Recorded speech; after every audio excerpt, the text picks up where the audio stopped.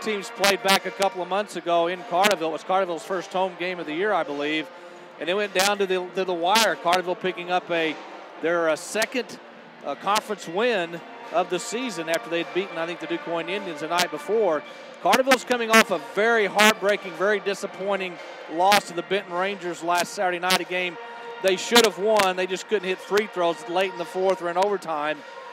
AJ only 6 wins on the season. However, in the midwinter at West Frankfort, Marion only beat them by 4. And just last week, AJ went to West Frankfort, took the Redbirds into overtime before falling by 2 points. So AJ's playing much better now despite their 6 wins. I said that to Coach Shane Hawkins, and you'll hear coming up in our interview segment with Coach. He likes this team. And although their record is 6-16, they've been in a ton of games, and he said, I just like this team, and they just caught some bad breaks. But it was back on December, 14th, when Carterville beat AJ 57-54. It was Saturday night after that when they went to Chester and laid the egg after that AJ win on Friday night. Well, you look at this AJ team, the one key, I think, for them in this game that they didn't have in the first minute at Carterville is Noah McFarland, their big kid.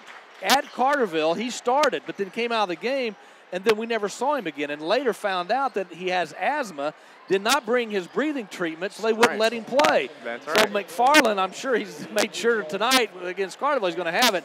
So he will be a big key for them tonight. This Lions broadcast is brought to you by the Bank of Carbondale's Carterville Banking Center. The Bank of Carbondale has an online mortgage center. That's where you can check rates or you can apply for a mortgage anytime. For more information, visit the website tboc.com. Member FDIC, equal housing lender. And all loans are subject to credit approval. While we are in our pregame show, Scott Hudson, I want to give some props today to the Carterville High School cheerleaders. I made the trip to Bloomington.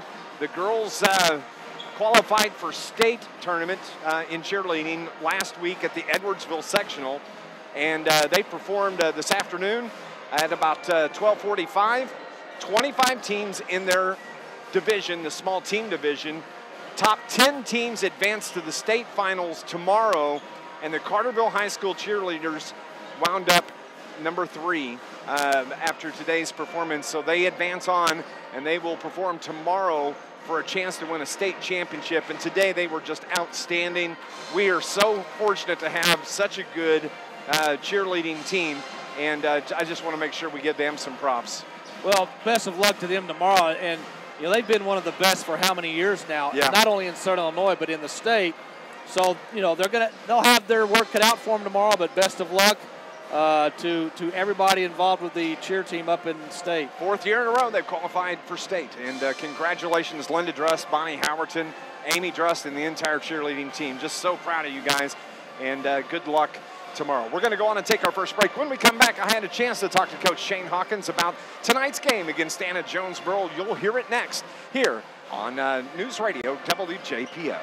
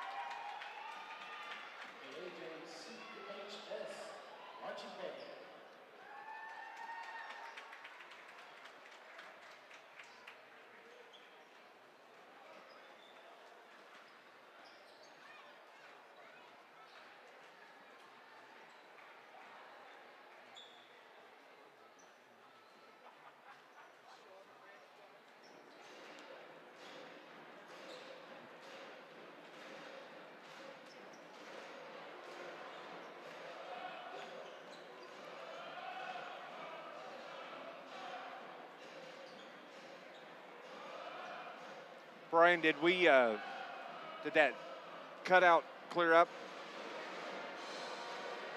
Good.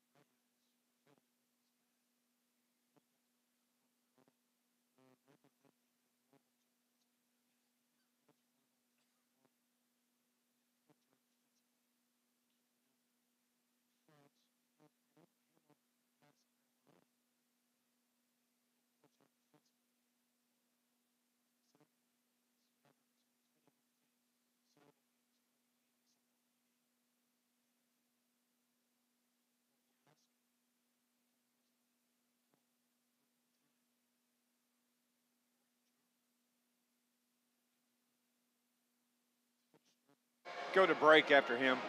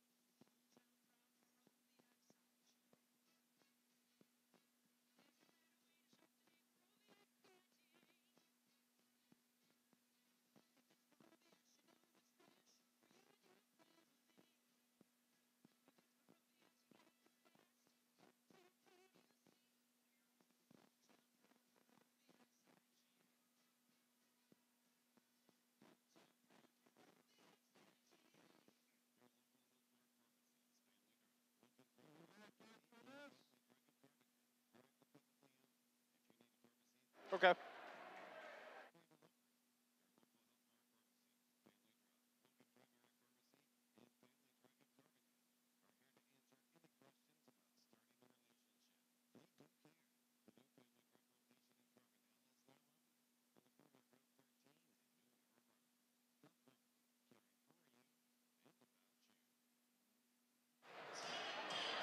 Back at Anna-Jonesboro High School, Dave McKenzie and Scott Hudson as the Lions. Scott prepared to take on this Anna-Jonesboro Wildcat team. It comes into tonight 6-16. They are 0-5 in conference, but they're a tough, well-coached team. Well, you heard Coach Hawkins talk about the fact that they've lost a lot of close games. If they win 2 or 3 of those, it's a different story. But they have played better lately. I talked about the close loss at West Frankfort, the close loss at the midwinter to Marion. So they are playing better, and they're led by Tyler Smith and Blake Pena, their 2 guards. They shoot the ball extremely well on the outside. Carterville's going to have to guard the perimeter tonight. The one thing I saw last week, Dave, against Benton, Carterville went to a zone defense, which is something we haven't seen almost all year, and it really slowed Benton's game down a little bit. It was more of a control-type game for both teams. I don't know that Carterville will do that tonight, but I would not be surprised to see Carterville go to that if guys like Pena and or Smith break down Carterville's man-to-man defense. You and I had talked about that after the Friday night game, that Carterville doesn't play zone, and you had mentioned that you'd like to see them play zone, and lo and behold, they did, and it was effective, and they had every stinking opportunity to win that game against Benton, and it's like Coach said, they did everything right except win that game. Carterville controlled the tempo from the very start. They played the zone defense, like I said. Benton was not able to penetrate in the lane and get those easy kick-outs to the wing. Carterville deserved to win that game. They were the better team that night. But you got to do, when you're in a close game, it always comes down to free throws and rebounding. And the Carterville Lions were atrocious at the free throw line last Saturday night. Let's hope they've rectified that. Which, as I was driving home listening to the game, I was actually surprised that Carterville didn't close that game out, because they've been so good in those tight, hard-fought battles, where they hit their free throws in games. But, man, when you have, 3 opportunities at 1-and-1. Well, this may be a good sign for tonight. Carterville has 10 wins on the season. 9 of those have come on the road. So Carterville's where they want to be. There you go. That's a good way to put it right there. Carterville comes into tonight's action. They're 10-13 overall. They are 3-3 in conference as they get ready to face the Anna-Jonesboro Wildcats. We're going to go on and take a break. When we come back, we'll have the starting lineups and the tip-off as the Lions take on Anna-Jonesboro tonight on News Radio WJPF.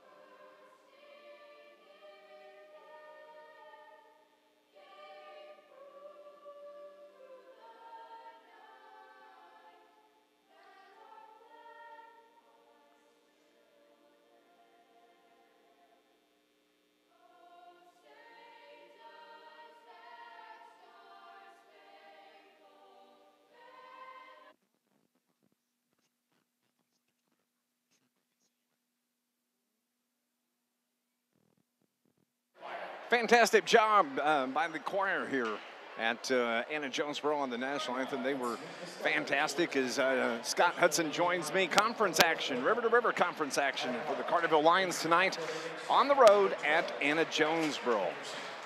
Carterville, of course, will be in the Road Blues this evening. It's going to be the normal starting lineup for Coach Shane Hawkins. It'll be Bryce Anderson, the 5'8 sophomore, wears number 12. Also Tyler Biddle, number 22, the 5'11 senior.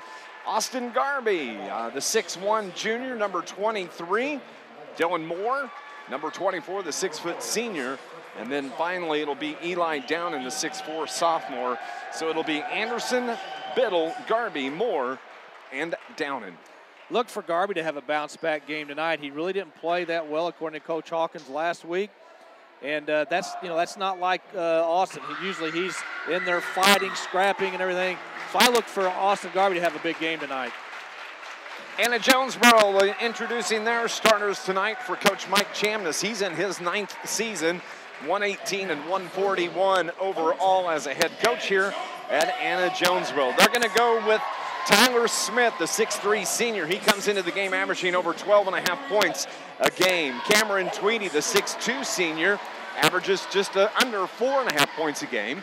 Carson Reynolds, the 6-foot senior, 7 points a game average. He wears number 3. Zach Overstreet, the junior, 6'2", averages 4 points a game. And then Noah McFarland, the 6'5 junior. I'm sure he'll play the entire game tonight. I'm sure he comes in averaging over 8.5 points a game. for Anna-Jonesboro. So it'll be Smith, Tweedy, Reynolds, Overstreet, and McFarland, the starters for Coach Mike Chamness and the Anna-Jonesboro Wildcats. As well as they shoot the ball from the outside, talking about Anna-Jonesboro, Carterville has got to do a good job on the boards. They cannot give this Wildcat team second and third opportunities on possessions. Other games around Southern Illinois, we'll make sure to keep you up to date on. Mount Vernon will be at Carbondale. Cahokia is in Marion, and Murfreesboro taking on the Heron Tigers tonight. We'll keep you updated on those scores and others as they come in throughout the broadcast tonight. Don't forget, if you would like to watch the game, you can head over to our YouTube channel and just search Carterville Lions at Anna-Jonesboro Wildcats. 2-1. It's February, Scott Hudson. Already February. This is the last month of high school basketball, of course, for regular season, and then at the end of the February, the postseason will start. But it's hard to believe that we're almost done broadcasting basketball games. I can't believe it. Today I drove up to Bloomington. 12 degrees in the parking lot. Well, I noticed you came in, you still had some snow in your hair. So I did, but as I was driving south, it was kind of fun to watch the thermostat go up from 12 to 20 to 30, and then when I pulled in here, it was 41 degrees. So I've seen all weather patterns here today. Hey, thank you for tuning in here and listening to Lions basketball on News Radio WJPF. Both teams are ready to go. The officials are ready. And we are underway as the Wildcats, they hand the ball and it goes out of bounds off of the leg of Austin Garvey, so it'll belong to AJ. Well, good hustle by Garvey. That's just bad luck. So let's see if Carterville's looks like they're going to be in a man-to-man to start this game. Starting things off, well, actually they're starting Blake Pena this evening. He wears number 12. He comes into the game averaging about 12 points a game. I was kind of surprised that he wasn't one of the listed starters. He has the ball toward the left wing right now. Anna-Jonesboro moving from right to left. They are in the home whites with the blue letters. Over to the right corner, that is Overstreet. He's guarded by Tyler Biddle, gets it back to Pena. Pena right wing, between the leg dribble, into the lane, to the elbow, kicks it over to the left side. That's Carson Reynolds. He leaves it for Overstreet. Skip pass to the right corner. 3 from Pena is off the iron, and Eli down pulls down his first rebound of the game. The Lions quickly on the run the other way. The left-hand layup from Austin Garvey is good. Nice start by the Lions. Good recognition by the Lions to get the ball into the front court quickly and take advantage of the odd man rush. AJ into the front court. Pena to Carson Reynolds. He wears number 3. He's going to launch from 3, and it buries it. Carson Reynolds is on the board. First point for AJ. They lead at 3-2. Carterville, AJ picks up some pressure in the backcourt. Carterville breaks it, gets the ball down to Garvey, bobbles it, gets it back, and they work it around the perimeter to the left wing. That's Anderson. Now to the right side. Tyler Biddle leaves it for Garvey. Skip pass to the left wing to Moore. Bryce Anderson, top of the key, right wing. Tyler Biddle fires from 3, no good. Dylan Moore battles for the board, but he steps on the end line, and that's a turnover on the Lions. It's going to give it back to AJ. AJ's in a zone defense. They're going to force Carterville to beat them from the outside. Carterville picks up some defensive pressure in the backcourt. Minimal, just a little bit to keep them honest. Pena breaks the timeline, works to the right side with the right-hand dribble. Now to Zach Overstreet. Over to the right corner. Pena has it again, takes it into the paint. Little mid-range jumper, floats around, no good. Ball's tapped around, and the rebound is pulled down by Noah McFarland. Skip pass right wing to Overstreet. Takes it to the hole, has a shot blocked, and they're going to call Garvey on the block with a foul. The official actually Downen is who they call that. Yeah, the official underneath the basket, who was literally within less than a foot of the three players, did not blow the whistle. The official out near the center line saw something that the guy that was less than a foot away didn't. Zach Overstreet at the line, shooting 2. That drives me crazy. Drives me crazy. Should just be a rule against that. If it's not in your zone, you can't call it. How's that? Zach Overstreet missed the first free throw. Second one rims out as well, and Downen pulls down the rebound. This Lions broadcast brought to you by Mayor Brad Robinson, the city of Carterville. Proud sponsors and supporter of Lions Sports. Downen fires from 3. Long rebound comes out to the right side, and AJ gets the rebound. Into the front court, Pena with a left-hand dribble, guarded by Bryce Anderson. Right wing it goes. to Carson Reynolds. Reynolds looks inside, right-hand dribble, a little deeper, down low. Down low, they get it to McFarland. He loses the handle. Dylan Moore had a chance to get it, but he gets by him, and A.J. controls. Top of the key, it goes to Pena. He's going to back it up, and A.J. will reset. 5:23 left here in the opening quarter. 3-2 A.J. lead. Bank shot off the board, no good. Ball just, it's like a hot potato out there, and Carterville comes away with it. Dylan Moore, he's going to take it to the hole. Misses the right-hand layup, and that's not good. Wide open three from the left wing. Overstreet's way short. McFarland gets it, puts it up off the board, and banks it home. Well, right now, Carterville's getting beat to those 50-50 balls, and Moore just, another way to say it, he blew a wide open layup. And they turn the ball over in the backcourt. Dylan Moore gets tied up with Noah McFarland. But the ball's going to remain with the Carterville Lions. That's a turnover on Carterville, and then a turnover on A.J. 2 turnovers on the Lions, 1 on Anna-Jonesboro. 4:40 remaining. It's a 5-2 A.J. lead. Austin Garvey gives it to Dylan Moore, right wing. Dribbles around the top. Now to Tyler Biddle on the left wing. To Eli Downen down in the left corner. Back to Garvey up top. Right side it goes to Anderson. Now to Moore. Just below us here at Anna-Jonesboro. Moore dribbles out top. Downen's going to step into a 3 ball off the front of the iron. No good. Garvey's there for the layup. Left-hand layup. Put back is no good. Ball just keeps... they must have put that in the microwave or something, Scott. Nobody wants to hang on to it. Carterville's having trouble scoring. They scored the first 2 points of the game, and they haven't scored yet since. And that it's been 3 minutes since they scored. Right-hand layup is good from Zach Overstreet as he drives down the right side of the lane. His first point of the game, and it's a 5-point A.J. lead. Carterville breaks the press. Pass comes down to Garvey. He leaves it for Tyler Biddle, and Tyler travels with the ball as he shuffled them feet to make that first step. 3 turnovers on the Lions. And it's a 5-point Wildcat lead. 7-0 run by the Wildcats right now. Blake Pena has Bryce Anderson on him defensively. Now they go right side to McFarland. Noah McFarland, the 6'5 junior, averages 8.5 points a game.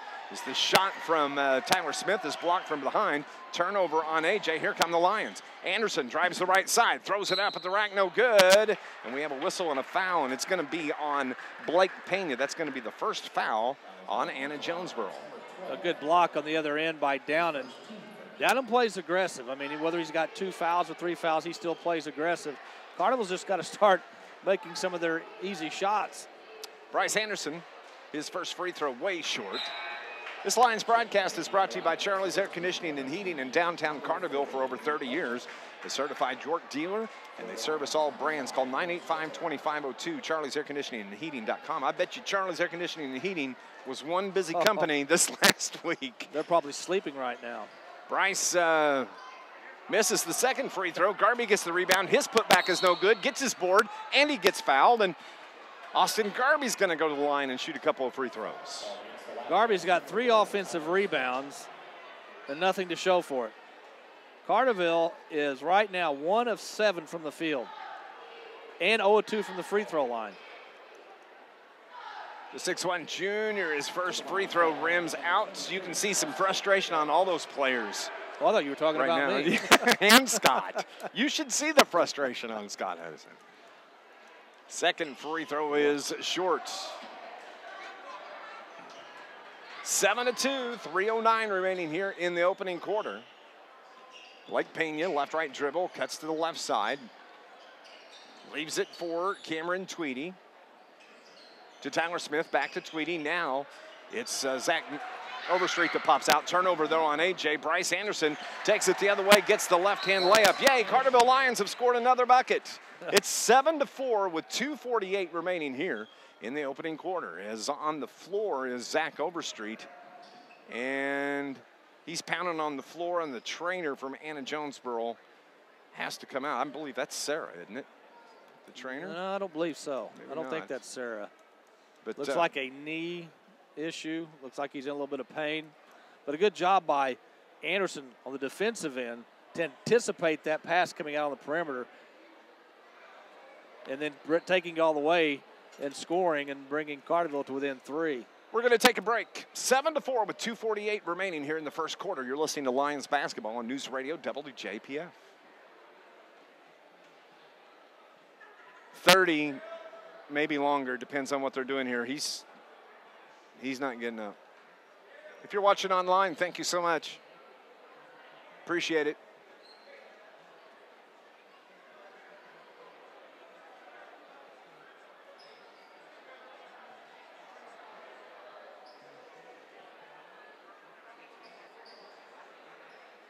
Go one more. Go one more.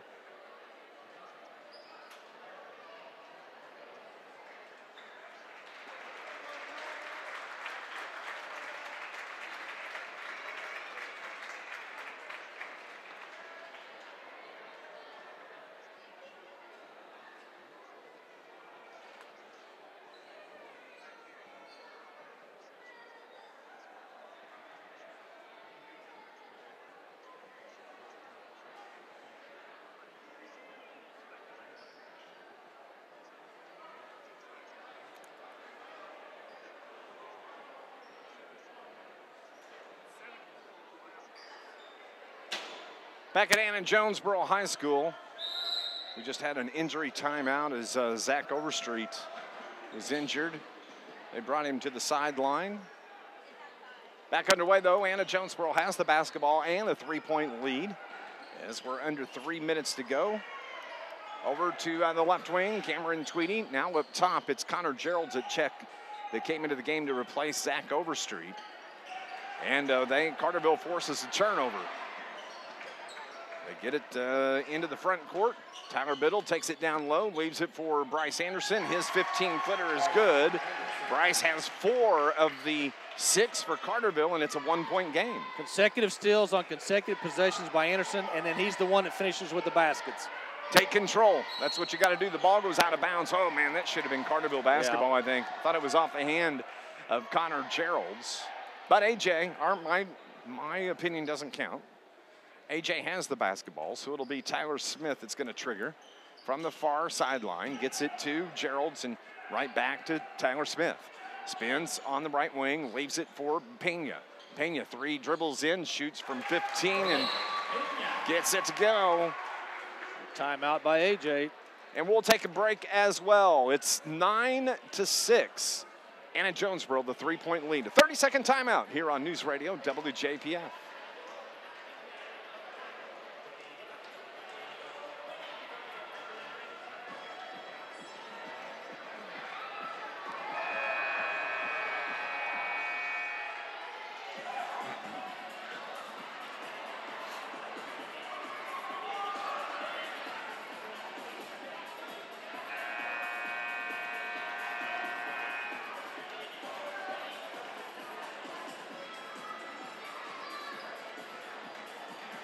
This Lions broadcast brought to you by the International Brotherhood of Electrical Workers, Local 702, where they provide a better lifestyle for members and a better life for all. Carterville has the basketball. They're down 3, 9-6, 152.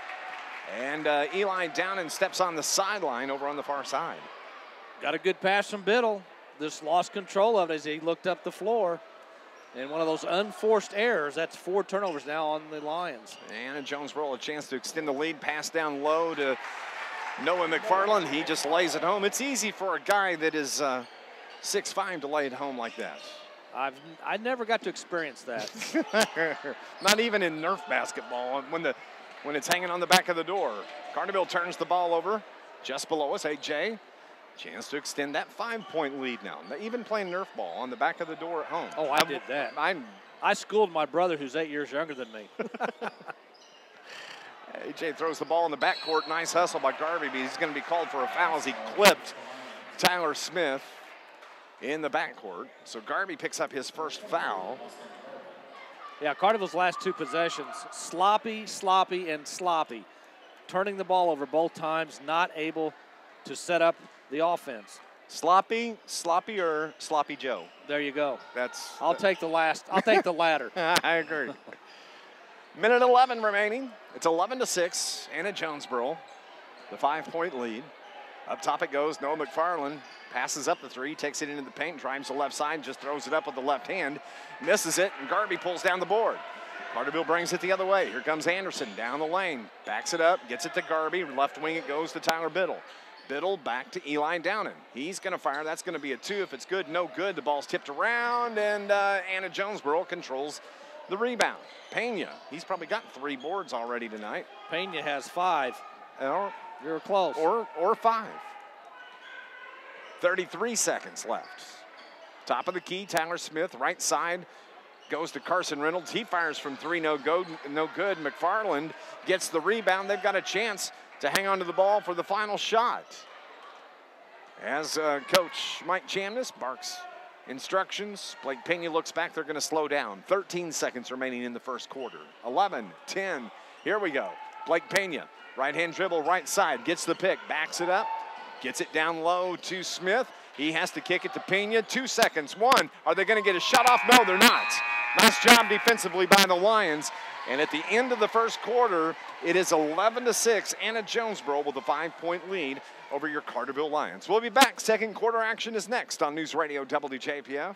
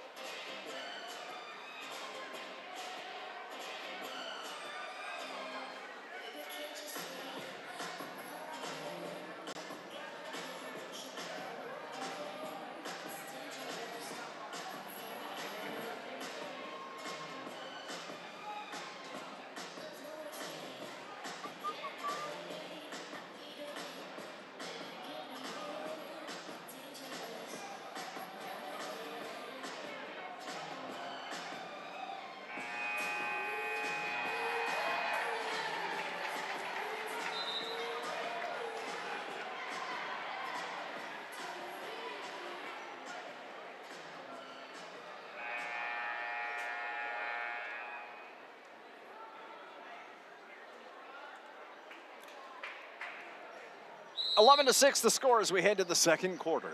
Carterville only shot 30% in the first quarter, 42% for AJ, yet the Lions only trail by 5. Neither team lit it up there in that first quarter. AJ's gone back to his zone. Over to the left wing to Biddle, now to Luke Stritzel, who's in the game. To Downen. Downen to Bryce Anderson, wide open for 3, too strong off the back of the iron, and Anna-Jonesboro's Carson Reynolds pulls down the rebound. Gets it to Tyler Smith, speeds it up, right corner, 3 ball is good from Cameron Tweedy.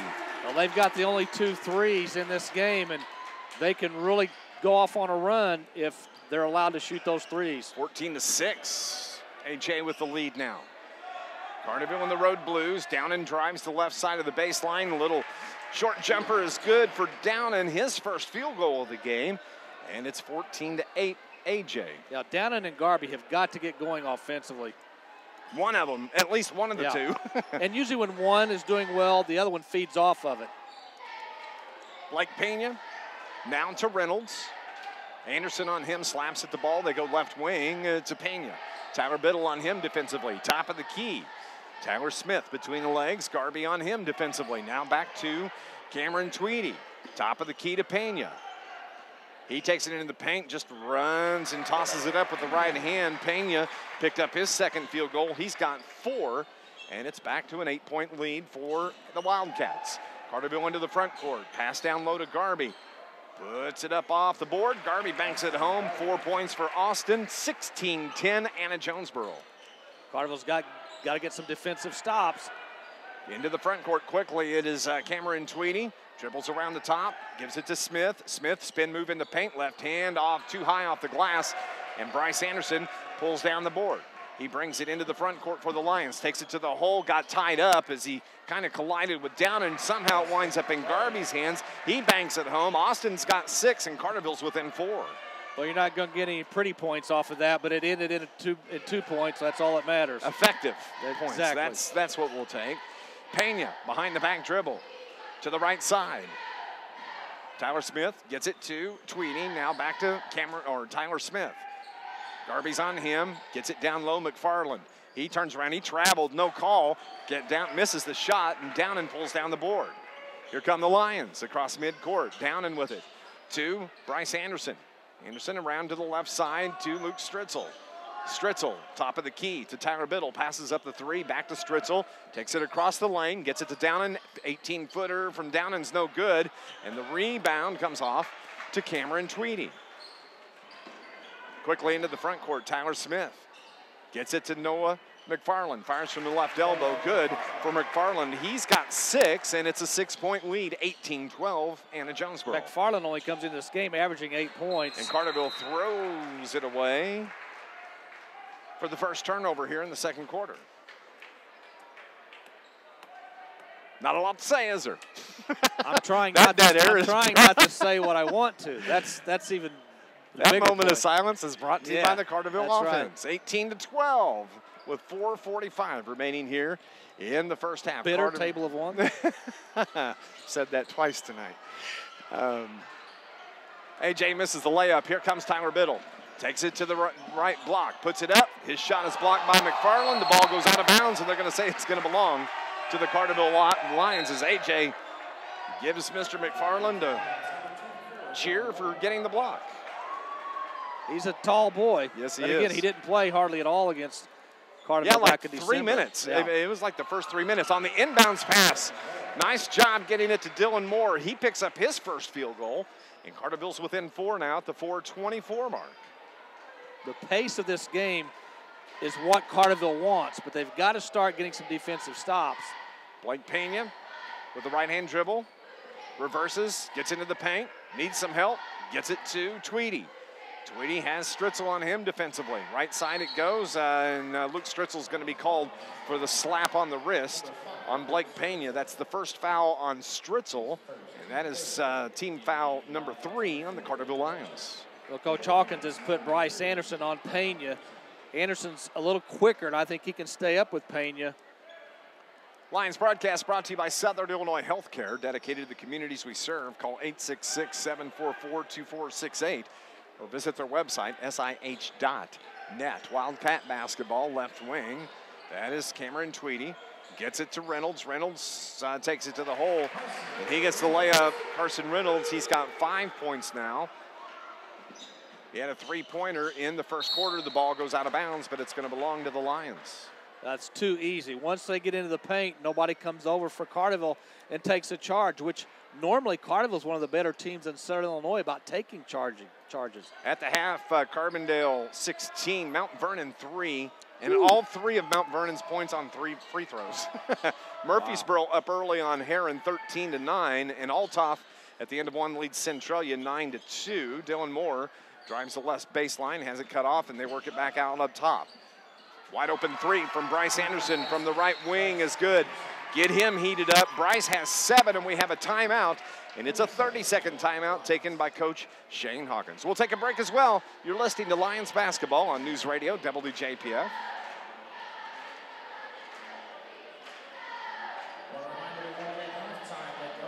Yes, sir. That's an exciting ball game. That's some darn good shooting, Tex.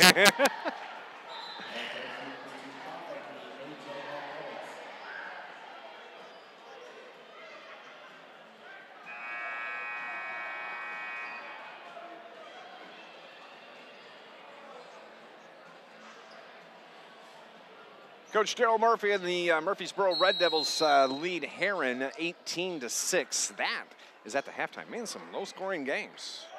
Barn burner here. Half. Wow.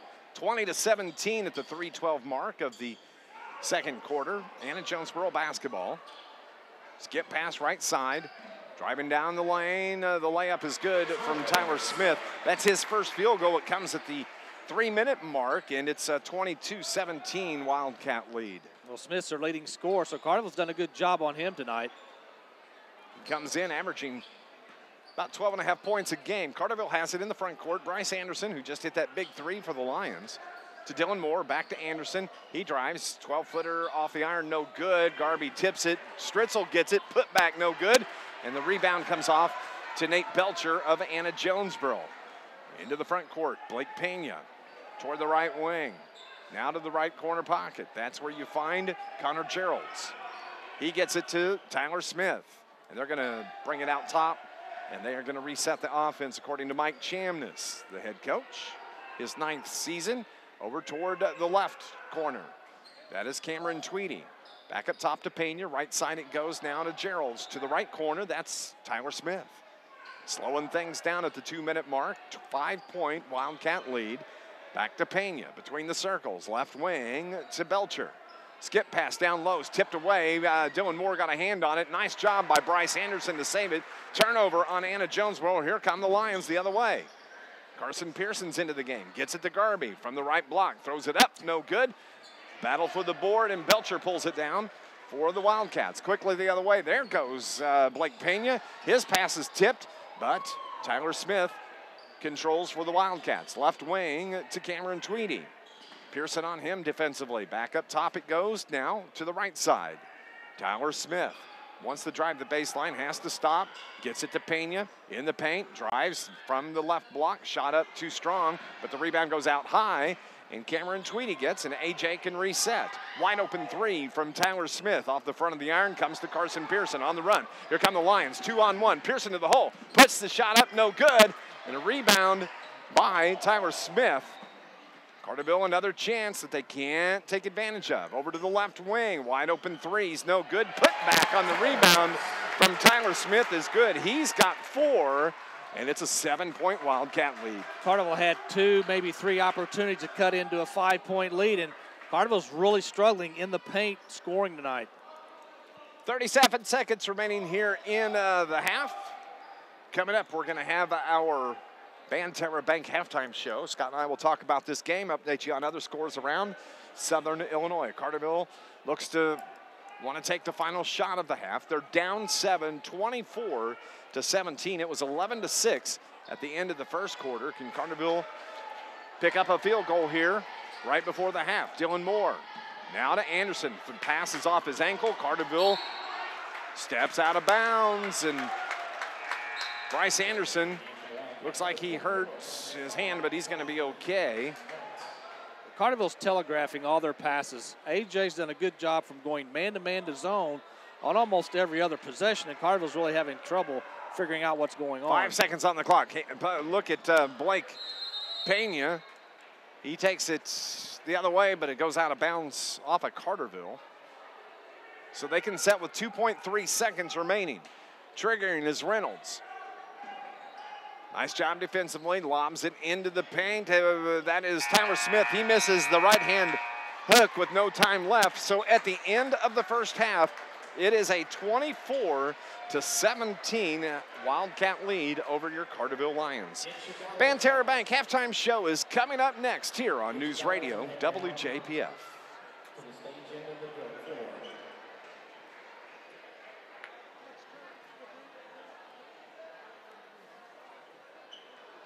All right.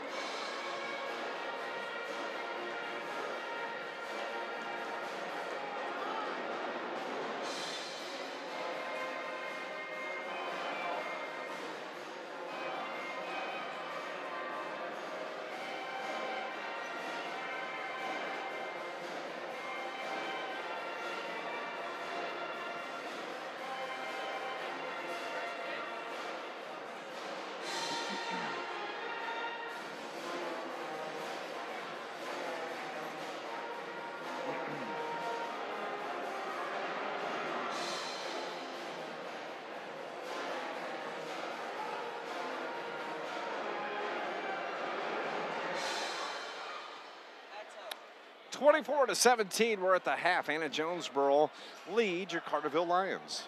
So Carterville did not shoot the ball very well in the first half, folks. Only 36% from the field, 44% for AJ. AJ had 2 threes in that first half. Carterville had one. Rebounding, A.J. out-rebounded the Lions 15-14. Pena led the Wildcats with 5 rebounds. Garby led the Lions with 4 rebounds. Carterville with 7 turnovers, 4 for A.J. The story of this game, Dave, has been the lack of inside scoring when Carterville's gotten the ball on the inside. When you look at the scoring, we'll start with the Carterville Lions. They're led by Bryce Anderson. He wound up with 2 field goals in the first quarter and a 3 in the second. He's got 7 to lead the Lions. Austin Garby has 6. Dylan Moore has 2. And Eli Downen has 2. That's it. Need to get more on the board. Carterville winds up with 17 first half points. Anna-Jonesboro is led this evening by Noah McFarland at the half. He's got 6. Blake Pena has 4. Zach Overstreet, who got hurt at the 2:48 mark of the first, he has 2. And then Carson Reynolds with 5. Cameron Tweedy with 3.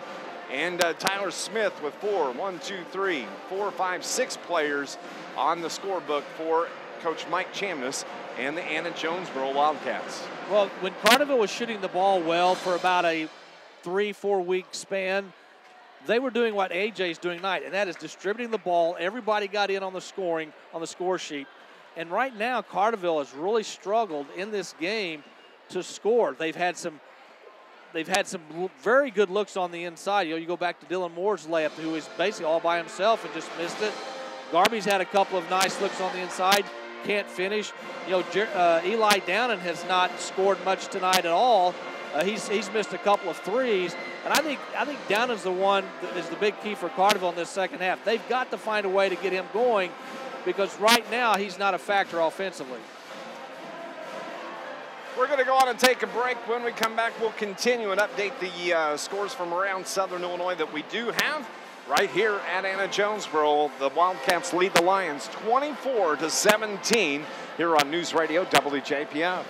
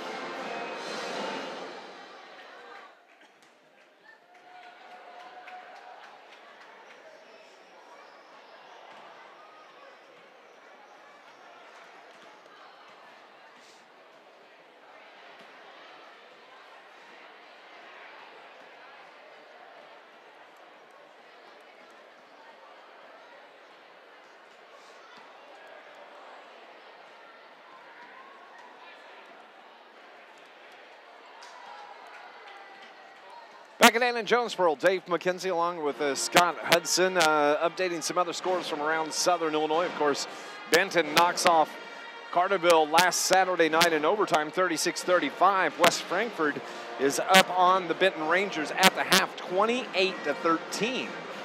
And that's barn burner there. A lot of low-scoring games tonight. Murfreesboro leads Heron. That was the last score we had, 18-16. That is at the half. Also, at the end of the first quarter, the last score we had was Althoff over Centralia, 9-2. After 3, Carbondale leads Mount Vernon. Congratulations. Mount Vernon scored 10 points in the quarter. Carbondale lead Mount Vernon 19-3. That's at the end of 3. A lot of low-scoring games. And really, if you look at this season as a whole, there have been more low-scoring games this year than probably in recent years. And I think part of that is because I think basketball as a whole in Southern Illinois is down this year. There aren't that many good teams like there have been. take nothing away from Nashville, Pinckneyville, Heron, Fairfield, some of those teams. But the scores have not been what we've seen in recent years.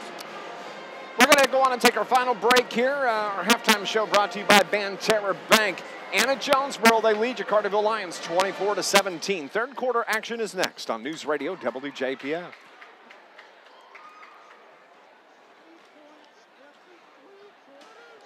No, 10, or 13. They scored 10 in the second. Oh, my bad. My bad. I'll correct that.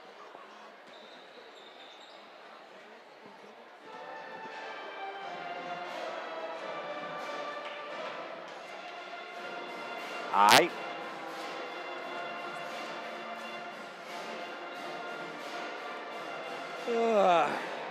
I agree.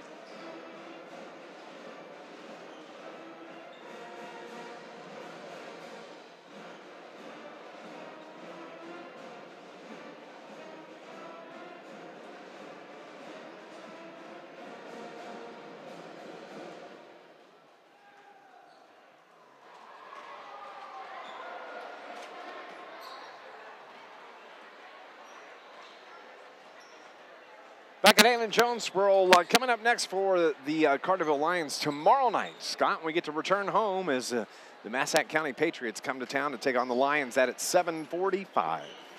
A good Patriots team this year. Yeah. A lot of. I think they've only got one loss on the Ohio side of the river to river, and they have not played Heron yet this year. So those two teams are going to meet up twice in February.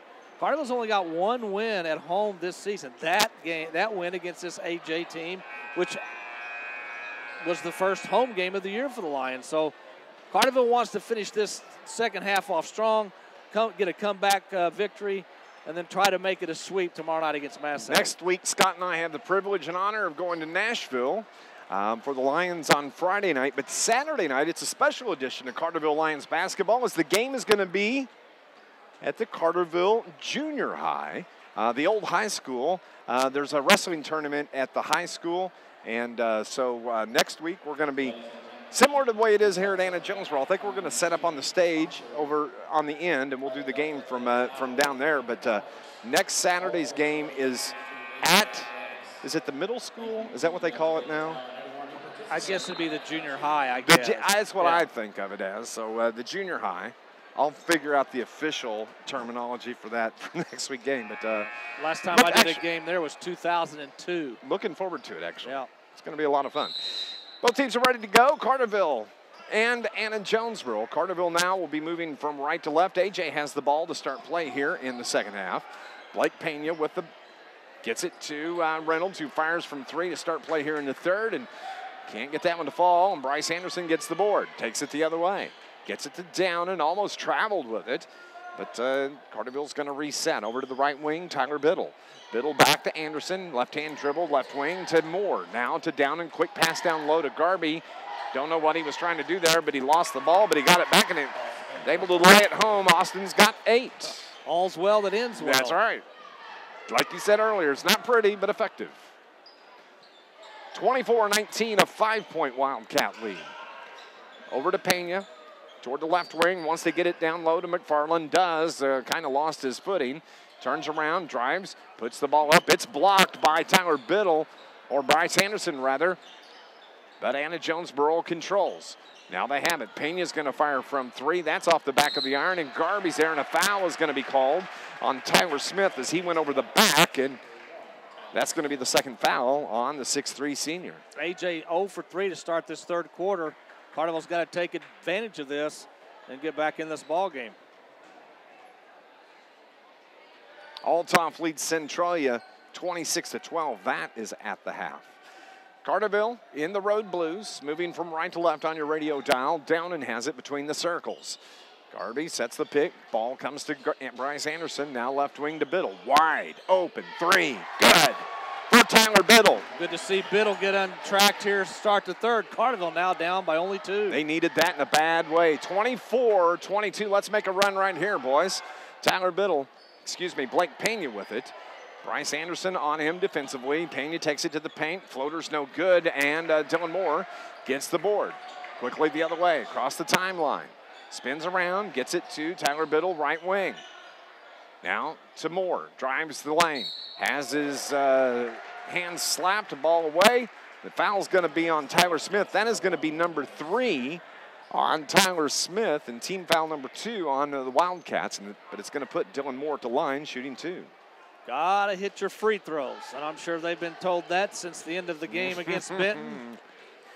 And if I remember right, Dylan Moore had 2 opportunities with the 1-and-1 in overtime. Well, actually, he had 2. They were in the double bonus.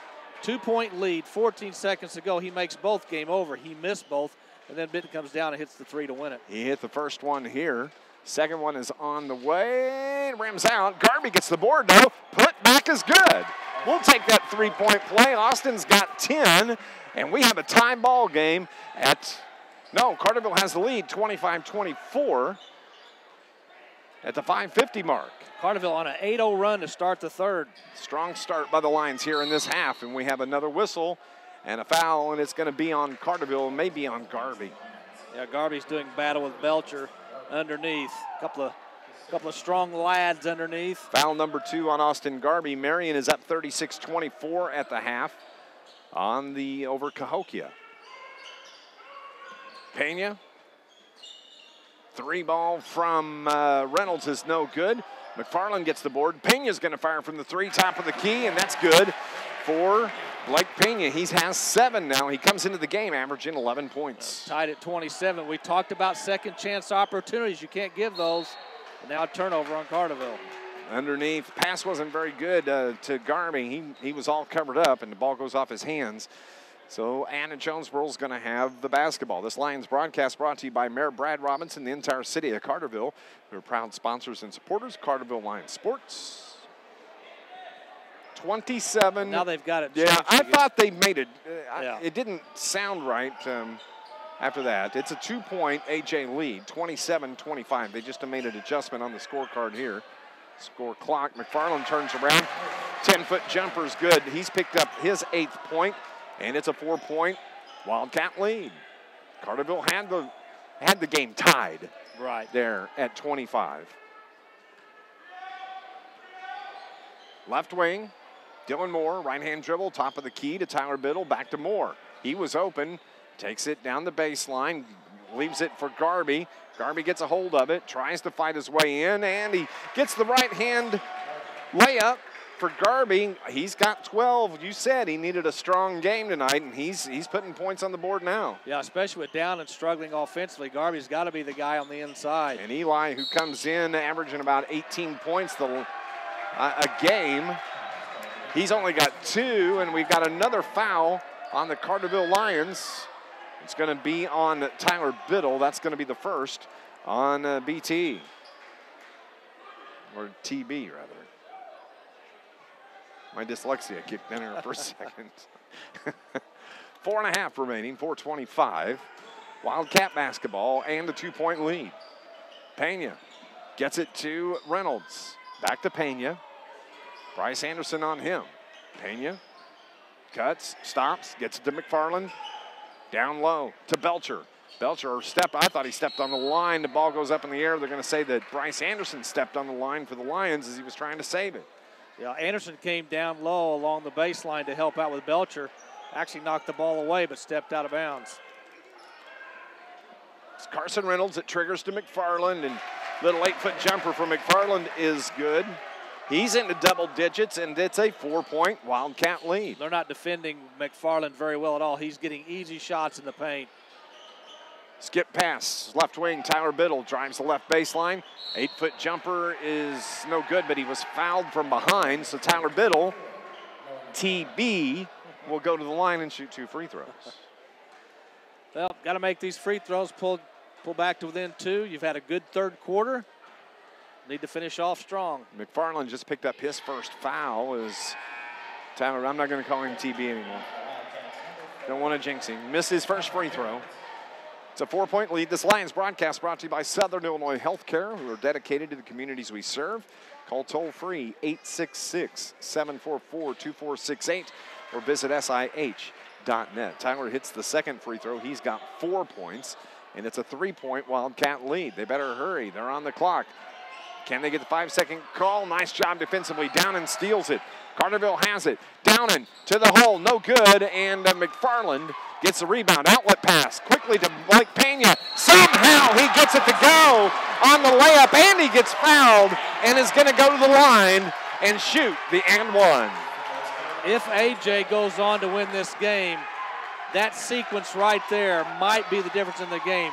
Downen got the steal in the front court, but couldn't convert. AJ comes down, and Pena beats everybody down the floor, and then Anderson fouls him for the 3-point play. He converted the 3-point play. Bryce Anderson fouled him, and it's a 6-point lead for the Wildcats. Tyler Biddle thought he walked, no call. Dylan Moore is going to fire, and that's a 3-pointer for Dylan Moore. He's got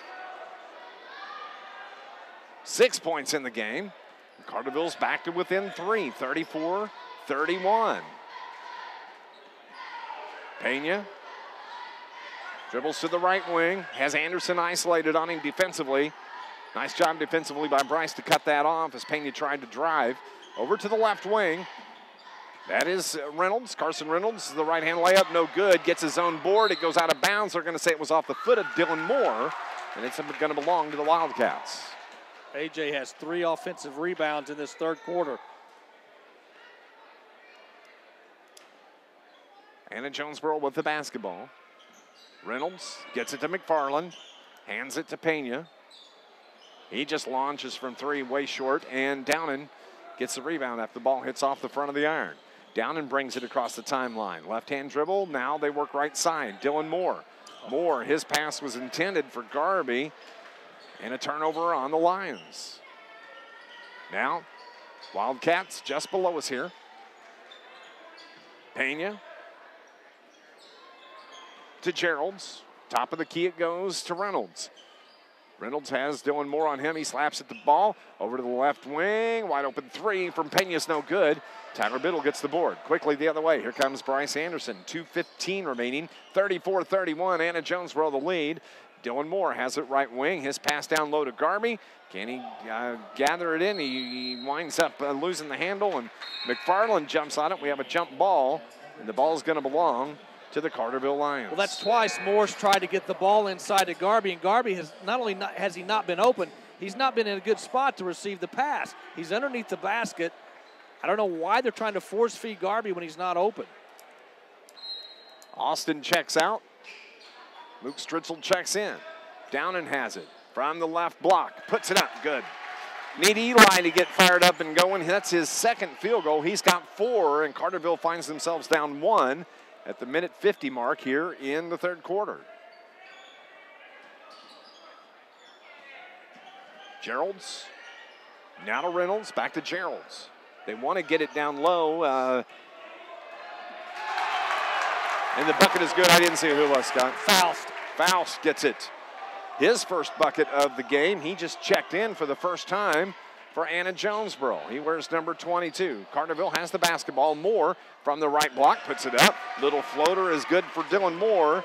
That's 8 now for Dylan. And Carterville's down 1. Carterville's 7 of 8 from the field in the third quarter, but they still trail by a point. 36-35. Blake Pena drives into the paint, backs it up, now gets it to McFarland right wing. And as Luke Stritzel ties it up with Faust, Stritzel's going to be called with the foul. That's the second now on Luke.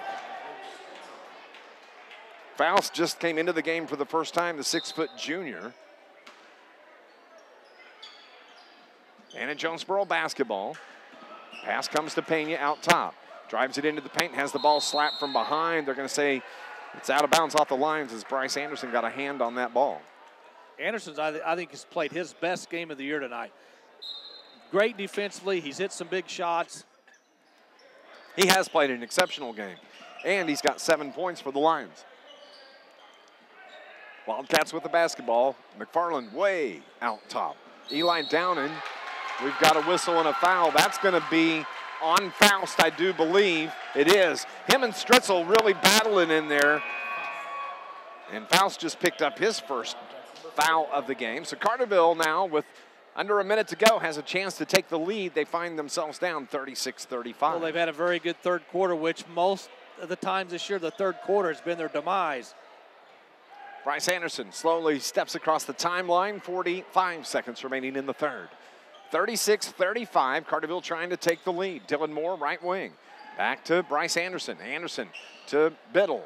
Downing's going to fire from the left corner, off the iron, high hop off the rim. He gets his rebound, puts it up, and he gets fouled, and Eli will go to the line and shoot 2 free throws. Well, I know Downing has really struggled tonight offensively, but I like the fact that he's still wanting to score. He's not afraid, he's not timid, he's still putting shots up. Connor Gerald's just picked up his first foul for Anna-Jonesboro, so Downing can give the Lions the lead heading to the fourth quarter as he ties it up with the first free throw. This Lions broadcast is brought to you by the IBEW Local 702. Proud sponsor and supporter, Carterville Lions Sports. IBEW Local 702, providing a better lifestyle for members and better life for all. Number 33, the 6'4" sophomore, second free throw. Carterville has the lead. 37-36 with 31 seconds remaining here in the third quarter. Now get a good defensive stop here, take that lead into the fourth quarter. Length of the floor to go for Anna. Blake Pena. Across the timeline, left-right dribble up top. Pearson on him defensively.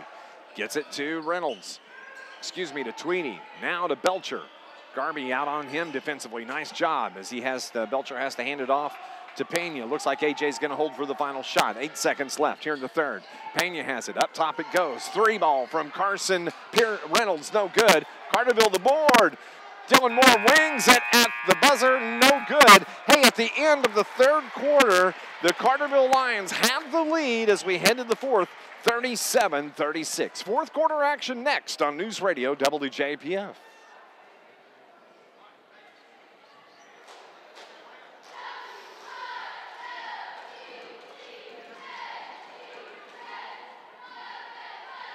So go back. Yeah, go sit on the toilet.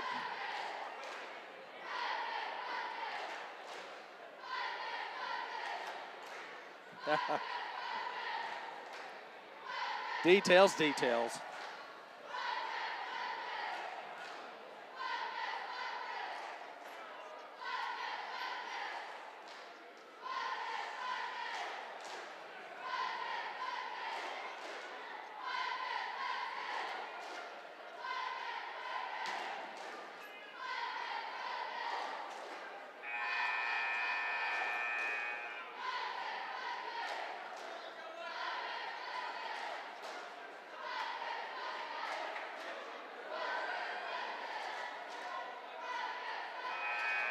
(37-36) Carterville has the lead at the end of the third quarter. Carterville shot a robust 70% in that third quarter, 36% for AJ. And we've seen a lot of these games this year, Dave, with Carterville and their opponents go down to the last shot, last possession. This looks like this is going to be the same thing. Austin Garby led scoring in that third quarter. He had 6. Tyler Biddle wound up with 4. Ball goes out of bounds. Now we got a whistle and a foul. On the Lions, it's going to be on Dylan Moore. That's going to be the first on Dylan. Anna-Jonesboro is going to have the ball just below us here. 7:50 just underway here in the fourth. 37-36 as Tyler Smith finagles his way in, gets the easy bucket underneath. And it's a 1-point AJ lead. Carterville into the front court. Dylan Moore, right wing. Top of the key to Tyler Biddle. Biddle, left wing it goes to Carson Pearson. Gets it to Garby. He's tied up in a whistle and a foul. They're going to call that on Pena.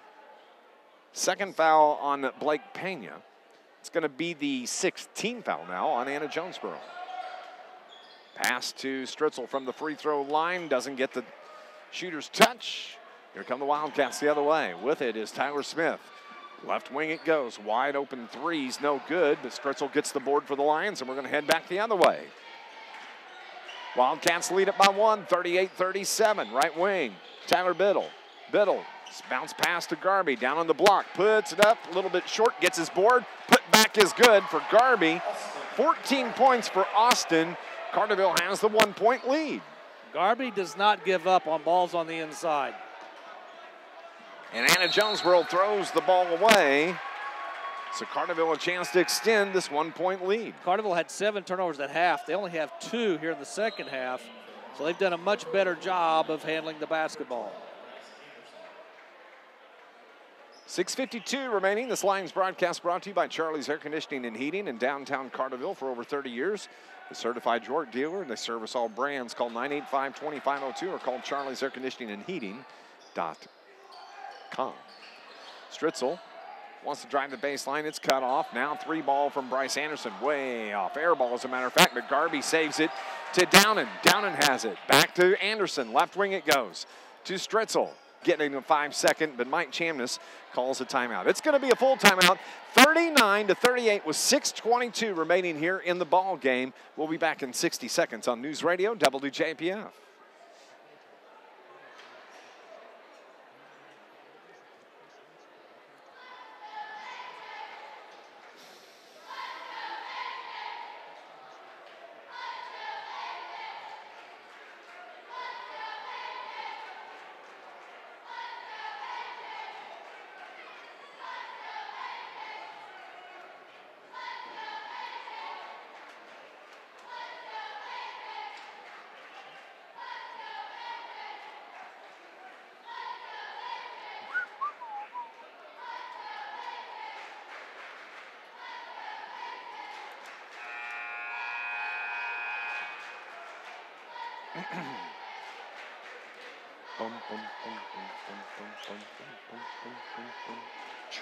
Hometown pride, if you're watching online, thank you.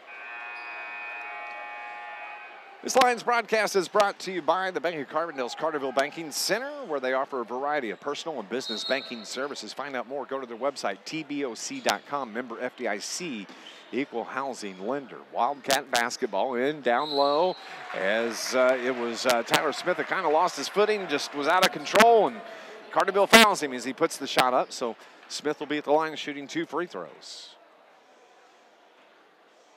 The foul is on Austin Garby. That is number 3 on Garby, and Tyler Smith just picked up his 7th point of the game.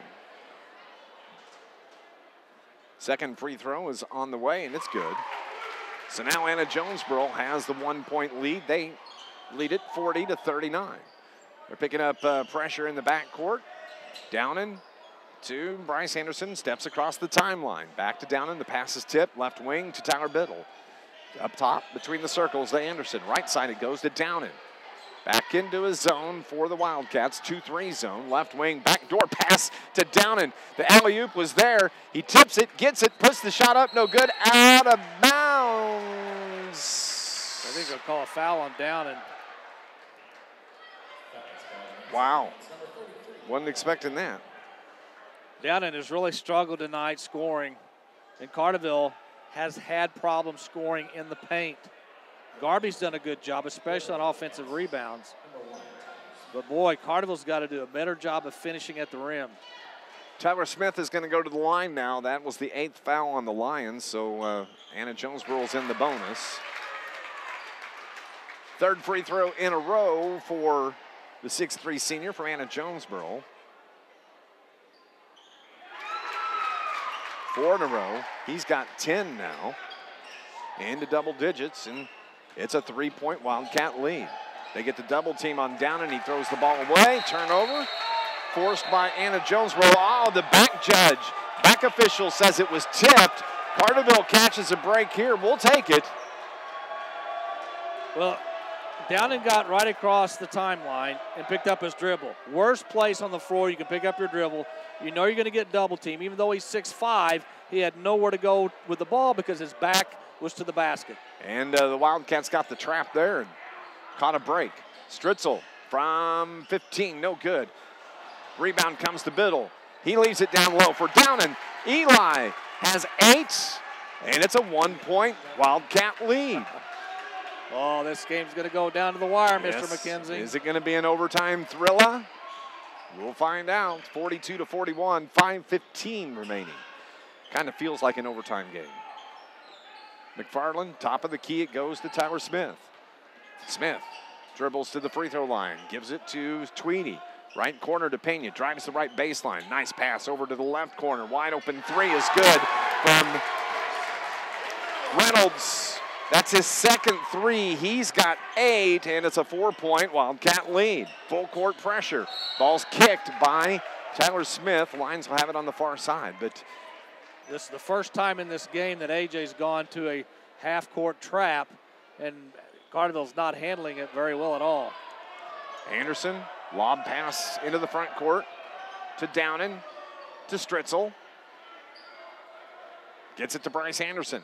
Back to Stritzel. He's open for 3. Too strong. Garby the board. Up top it goes to Anderson. He backs it up, slow things down. 4.5 remaining here in the game.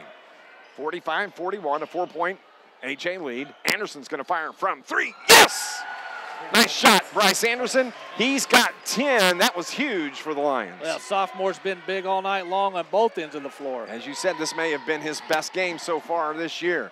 Open 3 off the iron, no good. The rebound to Tyler Smith. That shot taken by Reynolds. Smith has it into the paint, shot up off the front of the iron, and Garby battles for the board. Opportunity for the Lions to take the lead again. They're down 1, 45-44.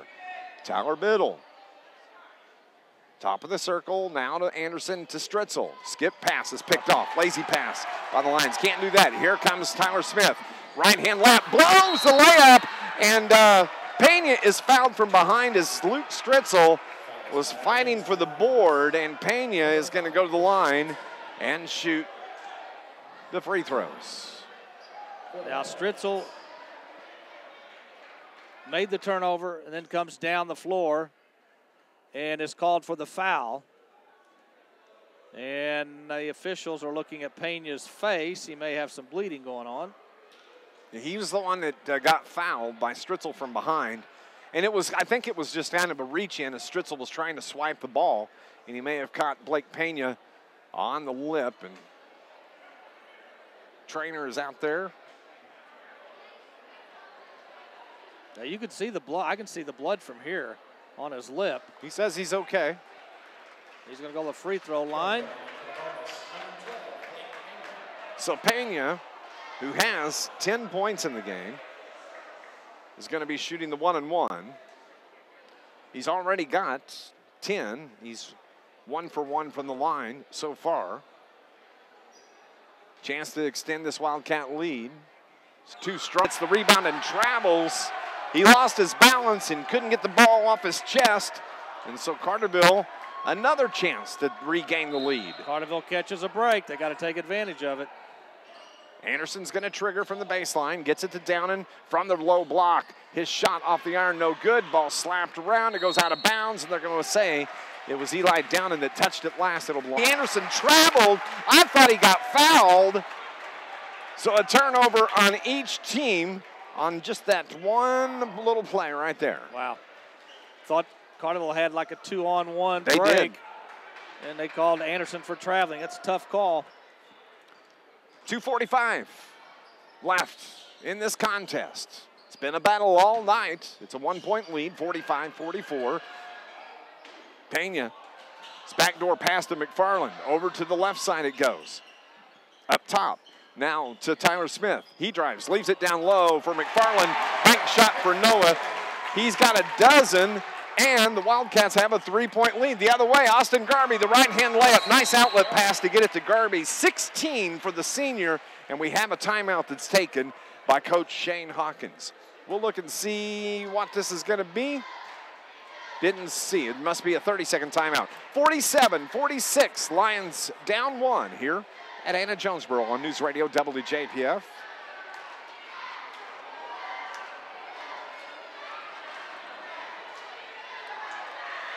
Yes.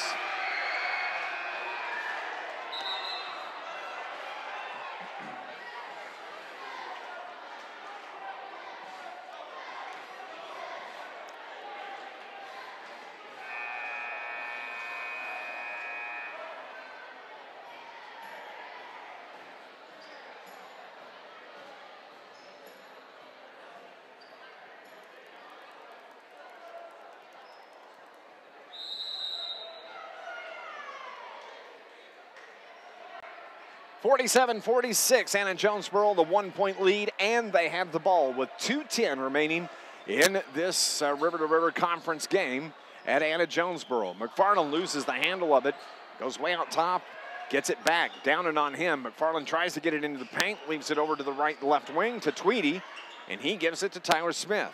AJ will reset. Smith into the paint. Pena for 3. Good. Cannot leave him open, especially late in a game that's very close. Pena's got 13. Carterville is down 4 now. Downen has it into the front court. Dylan Moore for 3. In, out, no good. Ball is on the floor, and it's Tyler Smith that gets the rebound. Boy, what a great opportunity for the Lions there. I thought it was going in, but it rims out. 4-point lead, Anna-Jonesboro, 50-46. They throw the ball away. Turnover number 4 on Anna-Jonesboro here in the fourth quarter. Yeah, they've got 6 in this quarter, 6 in this half, 10 for the game. Carterville down by 4. You've got to score here. Carterville gets it into the front court to Downen from the free throw line. Jumper, good. 10 now for Eli. He's got double digits. Carterville's down 2 with 62 seconds remaining in the game. AJ basketball, Pena across the timeline, right wing to McFarland. He's fouled by Eli Downen. Eli got up in his face. Downen just picked up his 3rd foul. And I believe that's the 10th team foul it is, so McFarland will go to the line to shoot 2. He's got a dozen. He averages just over 8.5 points a game, the 6'5" junior. We'll see him next year as well. 56.1 seconds remaining. It's a 2-point game. Chance to extend the lead. The free throw is off the back of the iron. He gets one more. Yeah, they get one more. So, well, that was a big miss because even if he makes this, Carterville could tie with a 3.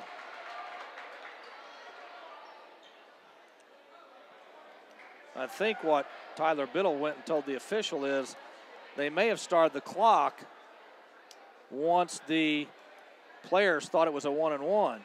And there should have been no time come off the clock. So I think they're going to add 3 seconds to the clock. That's a pretty generous add, too, because... Well, I saw the officials saying 3, so yeah, either that or 3/10. I don't know which. And in a game like this, if it's 3/10, that sounds about right. That's important. 55.2 right now on the clock. Yeah, I don't guess they're going to. Well, the official is still down at the scores table. And I guess we'll find out in about that 56.4. So they put 2/10. Yeah. Well, maybe 2/10 isn't as important as 3/10. But it might be. It's all important. If Carterville wins on a last-second shot, it's very important. You're right.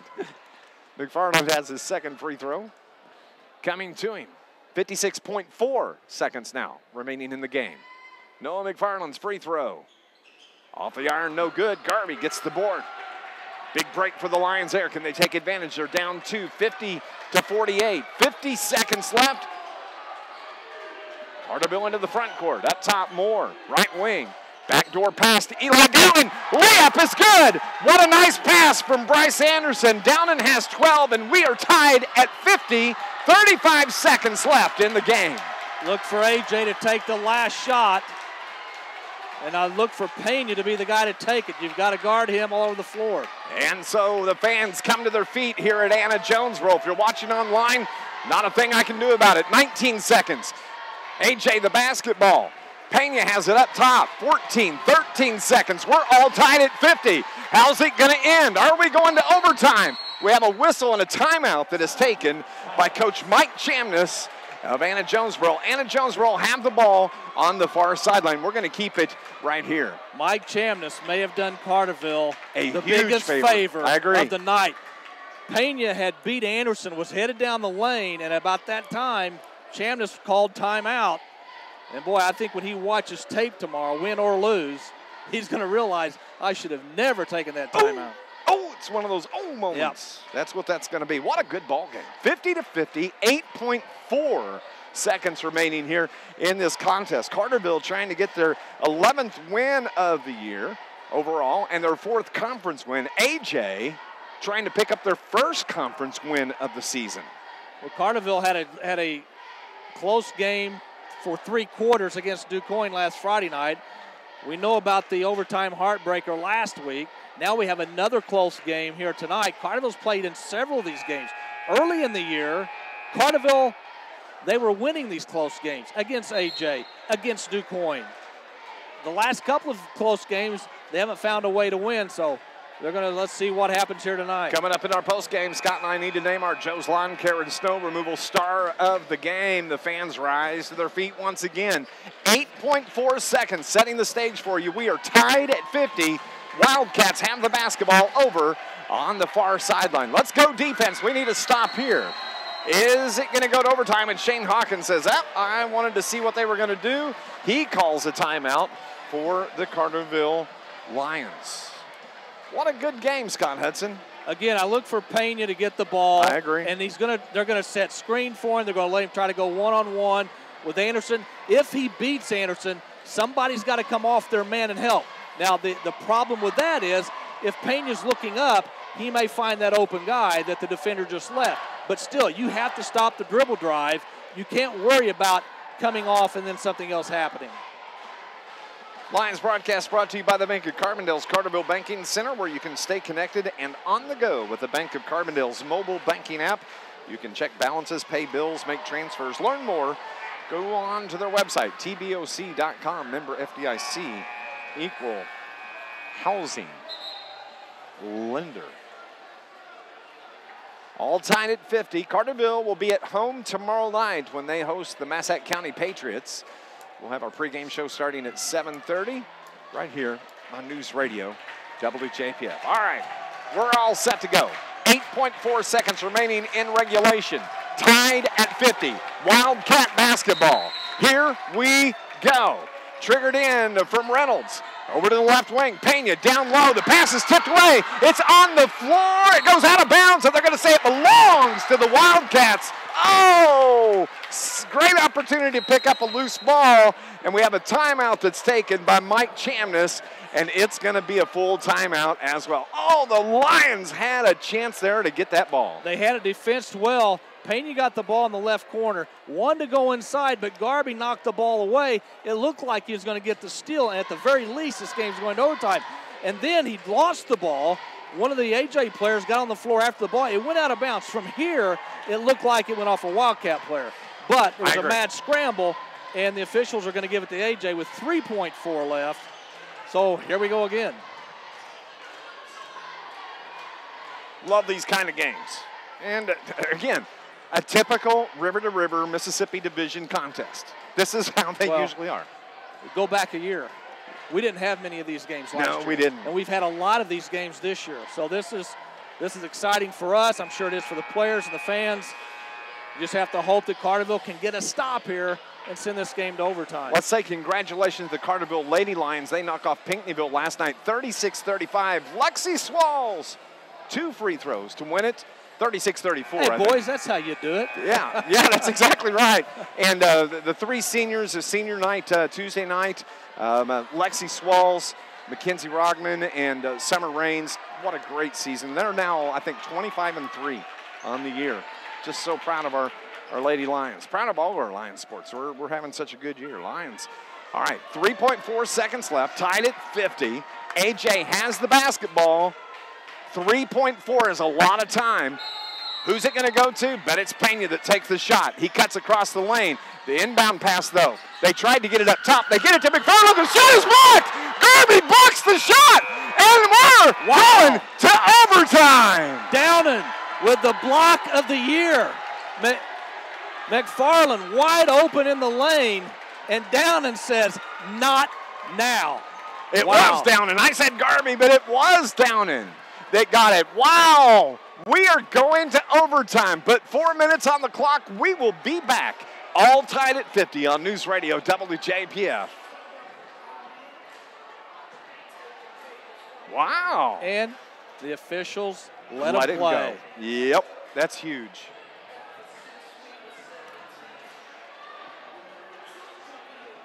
And he was wide open. Wide open.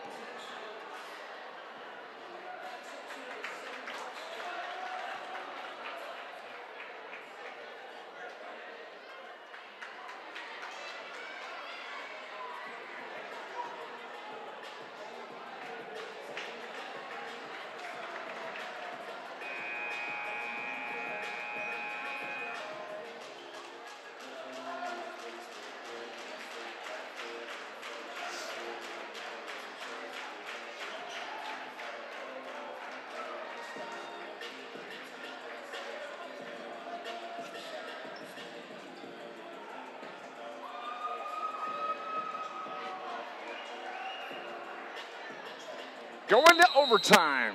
Tied at 50, Scott Hudson. Second straight game. Carterville's found themselves in an overtime. Let's hope that they can reverse the trend. And the Wildcats win the tip. 4 minutes on the clock. All tied at 50. What a huge block from Eli Downing to force the overtime. Back door to McFarland. Gets the layup.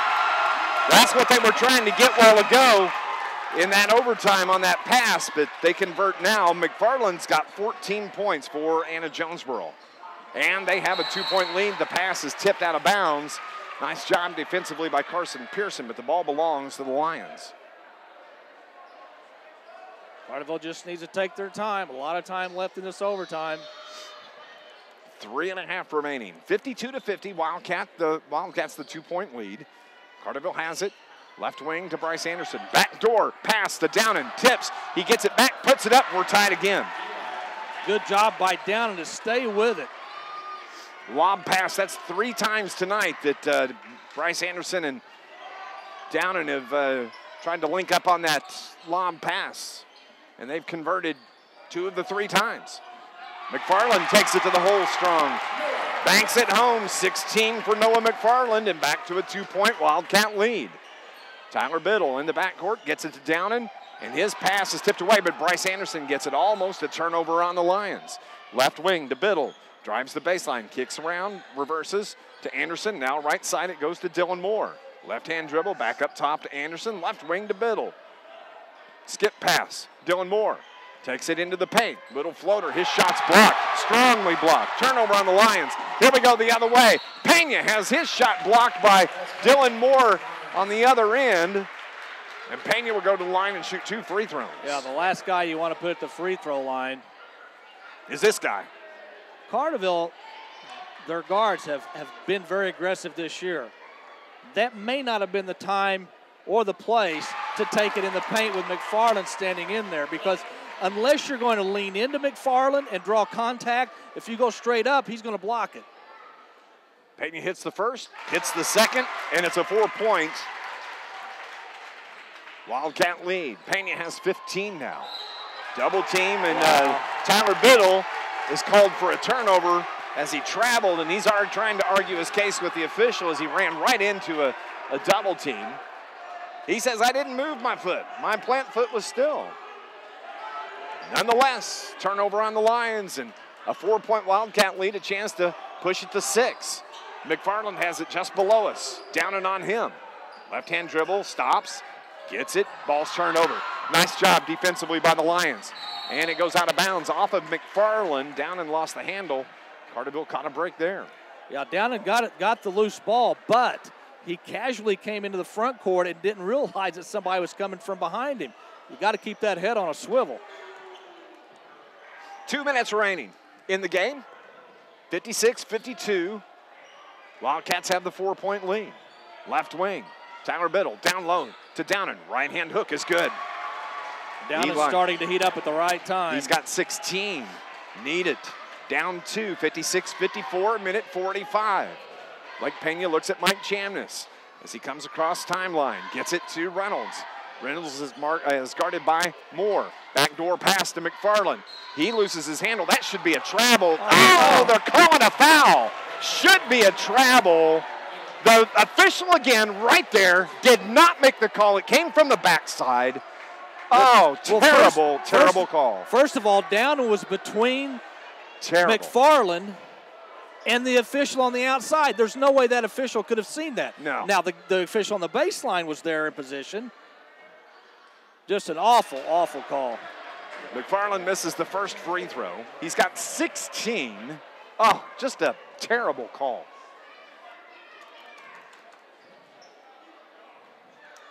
McFarland is not, he's been awful at the free throw line. He's not hit a free throw yet tonight, and that one's short. He is 0 for 1, 2, 3, 4, 5, 0 for 5. Carterville catches a break, a chance to tie it. A minute and a half remaining now. Over to the right wing, Dylan Moore. Gets it to Anderson, to Biddle. Now left corner to Downen, back to Biddle. Right side, they work the perimeter to Moore. Wants to get it down low, drives to the right baseline. It's cut off, gets it to Anderson. Skip past to Biddle, to the left wing. Back to Anderson, back to Biddle, now to Downen. Minute 5 remaining. Carterville down to 56, 54, under 60 we go. What a good ball game we've had here at Anna-Jonesboro. Moore drives the baseline. Layup is good. Well done, Dylan Moore. He's into double digits. He has 10. We are tied at 56 with 45 seconds remaining. Again, AJ's going to play for the last shot. Probably call a timeout with around 20 seconds to go to set up their last possession. It's deja vu all over again. 33 seconds remaining. Anna-Jonesboro ball, it's tipped out of bounds. They're going to say it was off of Downen. Well done by Downen to slap that ball away. Oh, about a half a step quicker, and Downen picks that ball off, and Carterville plays for the last shot. 29.1 seconds. Wildcats basketball. Inbound pass comes to McFarland up top. He loses the handle, pulls up the dribble, gets it to Pena. Pena now. Top of the circle, slowing things down, 20 seconds. They're gonna hold for the final shot. Everybody's gonna get on their feet. Tied at 56, we're in overtime. Who's gonna win this here? Pena has it, top of the key, as it is Reynolds, throws it up at the rack, no good. Battle for the board, Garby has it, 5 seconds. Gets it to Downen, Downen and a timeout. Oh man, I wish we would have went on and run it out, but a timeout is called. It's going to be on the far sideline. Shane Hawkins asked for the timeout with 2.8 seconds remaining in the game, and it's going to be a full timeout. Let's take a break for 30 seconds. We'll be back on News Radio WJPF.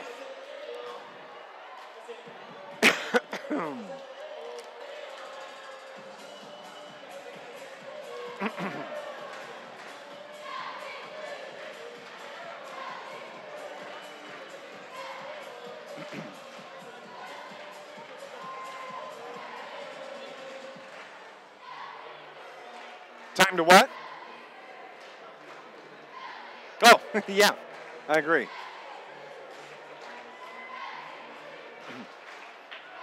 All tied at 56 with 3.5 seconds on the clock, Scott Hudson. Carterville will get the ball in the backcourt near the timeline. A quick inbound. Once you get the ball inbounds, they put 3.5 back up on the clock. Yeah. That's plenty of time to get a pass inbounds and then another quick pass to get a good shot. So you can basically make one pass after the ball is inbounded.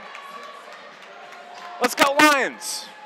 Let's get this overtime win. Tied at 56, 3.5 seconds on this overtime clock. Are we going to go to double overtime? We'll find out right here. Far sideline, Bryce Anderson's going to trigger. Gets it to Downen. Downen in the paint, right elbow. Shot is good! Carterville wins it in overtime, 58-56. What a great inbound play by the Lions. They got it into Downen. and then it was one-on-one. He made a move to his right, got about 10 feet away, and buried it. And the guy who struggled all night long from the field gets the game winner for Carterville. 18 points for the sophomore tonight. 10 of those 18 came here in the fourth quarter and overtime. Wow, what a game. AJ has been here before. They lost maybe their last game to West Frankfort in overtime. They lost a close game to Carterville earlier this year. Carterville finds a way to break their 3-game losing streak. 58-56, the final in overtime. Our post-game show is next on News Radio WJPF.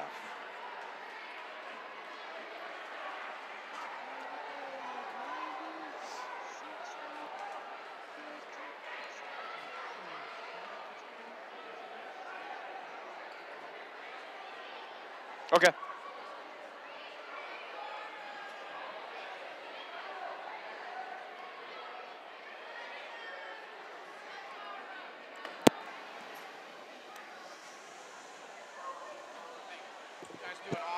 Well, thank you very much. Appreciate it.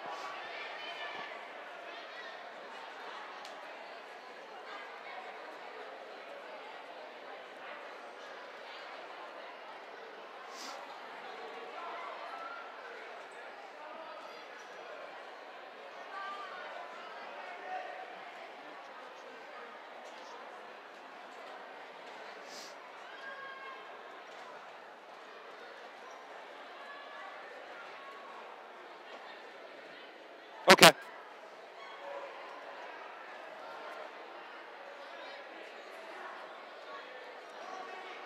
Oh, That was fun. yes, it was.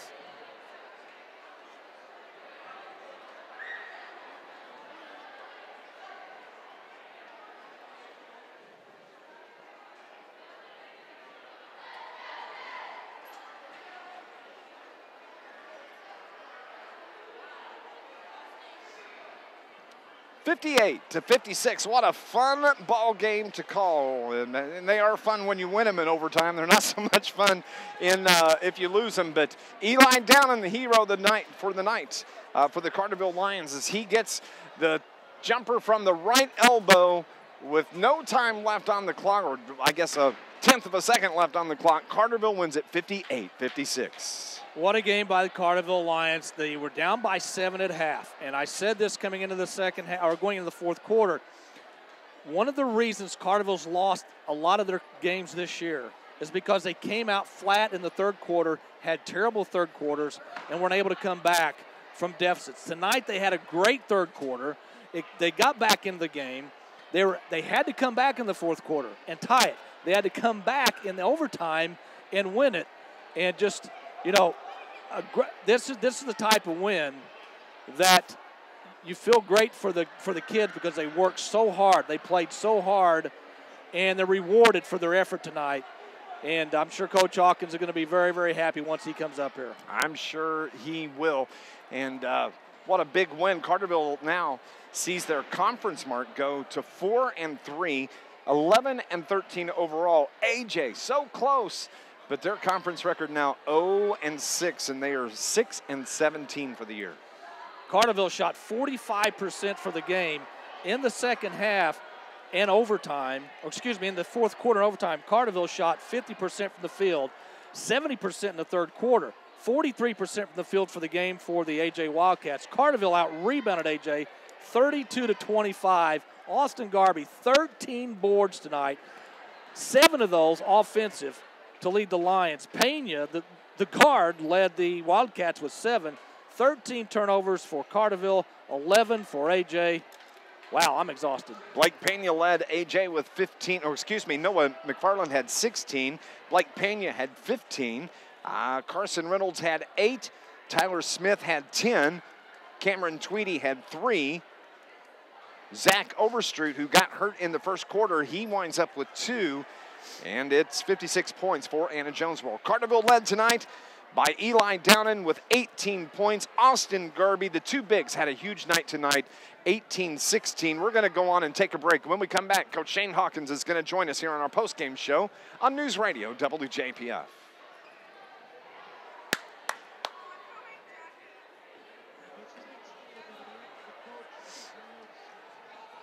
Okay.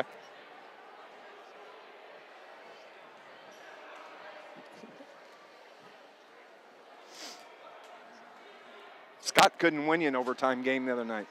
I see where we're going here. I see where we're going here. Look who's back.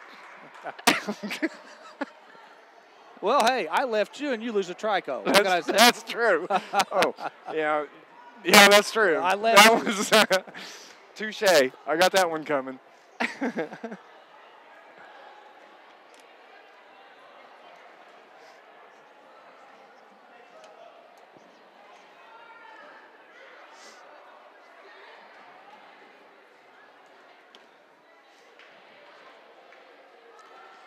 Back at Anna-Jonesboro, an overtime thriller for the Lions tonight, 58-56 in overtime. Carterville gets the win. Coach Shane Hawkins joins us on our post-game show. Make them more exciting, Coach. Come on. We're kind of lucky we got to that situation. We were not good tonight, but we kept making plays. We kept battling and got a stop there at the end of regulation, and just kind of kept grinding and we got down. I think we got down 4 in overtime, and I think they may have been shooting free throws. They were. But McFarland misses 2. Yes, absolutely, and we fouled him early. We fouled him with about a minute and a half in regulation, just because it's why we do our homework. We know who can shoot and who can't, and kind of roll the dice on that one, and we kind of draw something up there at the end, and our guys go and execute and find a way to get a basket at the end. My partner said before the game started that the Bigs needed to have a big night tonight. Eli Downen was quiet in the first half. He had 6 points, but let me tell you what, Austin Garby played a hell of a game, and Eli Downen was outstanding in that second half. Yeah, it's Eli wasn't at school yesterday, and he's far from 100%. And he got the Jordan flu, does he? Yeah. You know what? It just you could tell he was kind of sluggish and not. And I get it. You're sick. There's the last thing you probably want to do is go play. But the fact that he logged a lot of minutes tonight, there's no question. But we get a situation like that, we're going to put the ball in his hands because we trust that he's going to make the right play. And we had Bryce off the handoff after he inbounded it. McFarland kind of shaded with Bryce on the handoff, allowed Eli to come back, kind of spin back to the middle and get to about 12 feet or however far he got, and got a good look. Coach, in a lot of the games this year that you've lost, most of them, maybe not all, but most of them, it's because you've come out in the second half and just had a very, very bad third quarter. Tonight, you're down by 7 at half, but you come out and have an excellent third quarter where you shot 70% from the field.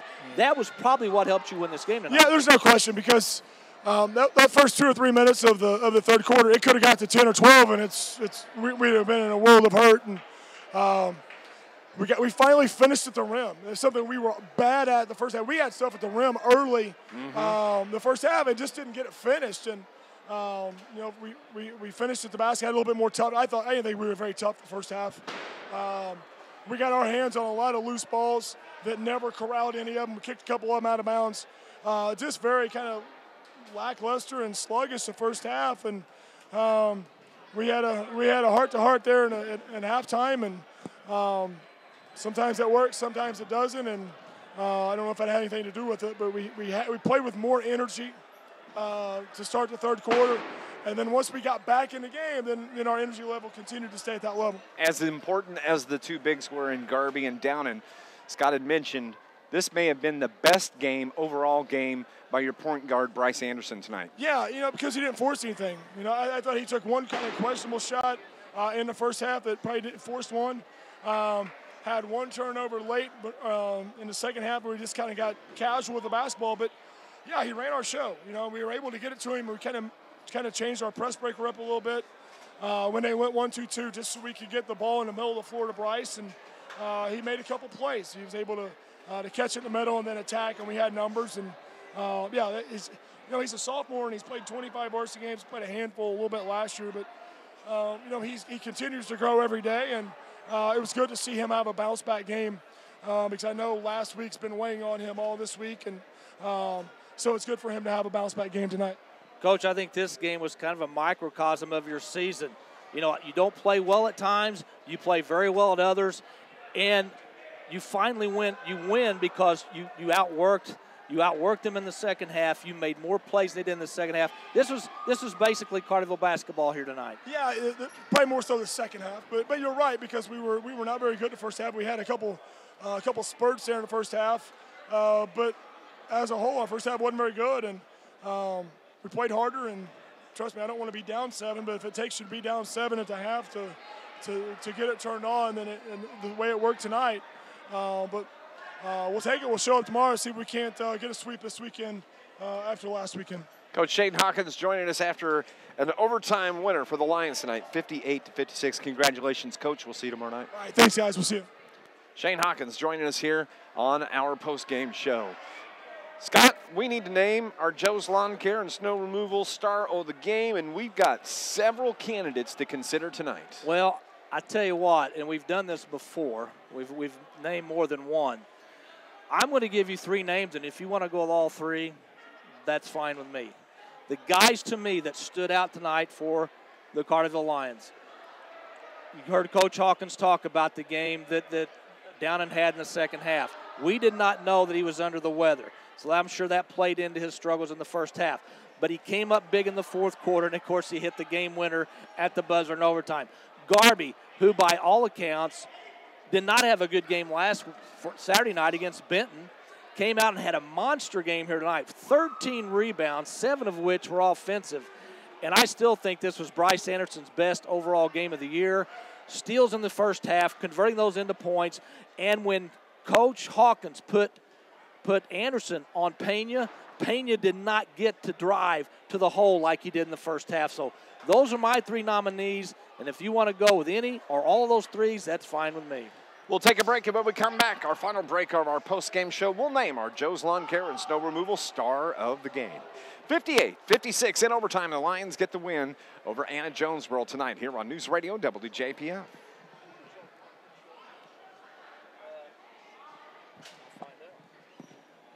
Dave, what are we in conference now? 4 and 3.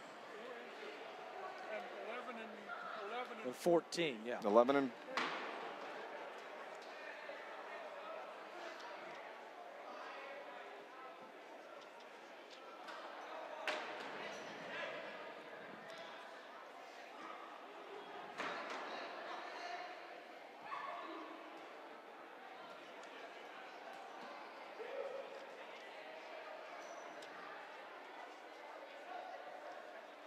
I've got us at 11 and 13.